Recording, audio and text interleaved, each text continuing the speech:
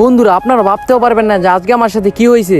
আজ প্রিন্সের সাথে আমার অনেক বড় ঝগড়া হয়েছে, আর ওই বলছে যে আমি ওরা সাইডে দিয়ে চলে যাই। আজ সকালে যখন আমি অফিস থেকে বাসায় আসি, প্রিন্স আমার ছবি তুলতে থাকে। আর প্রিন্স এটা কি করতেছো হয়েছে তো হলা। প্রিন্সে বলে আমি একদিন অনেক বড় ফটোগ্রাফার হমু। তখনই আমি রাগ হয়ে বলি স্বপ্ন দেখা বন্ধ করো, আজ আমি 2000 টাকার মাল নিয়ে এসেছি, টাকা দাও, এখনই টাকা দাও। প্রিন্স বলে আমার কাছে টাকা নাই, এখনই তো বলতেছিলে যে অনেক বড় ফটোগ্রাফার হবা, তাহলে টাকা কই? তুমি জানো আমি কত কষ্ট করি।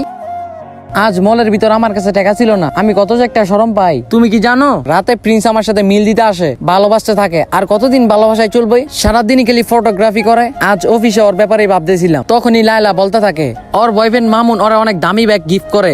আমি সামনাসামনি হাসতে থাকি, কিন্তু ভিতর থেকে ভেঙে যাই। আমি চুপচাপ আমার ব্যাগটা লুকায় ফেলি। বাসায় এসে আমি প্রিন্স রে বলি অফিসে লায়লার বয়ফ্রেন্ড তারা অনেক দামি ব্যাগ গিফট করে। তখনই প্রিন্স বলে আমিও তোমারে গিফট করবো। কি গিফট করবো তুমি আমারে? ফটোগ্রাফি করে তুমি কি করতেছো? রাগ হয়ে আমি বলি আজকে তো আমি তোমার ক্যামেরা ভেঙেই ফেলবো। বন্ধুরা পার্ট 2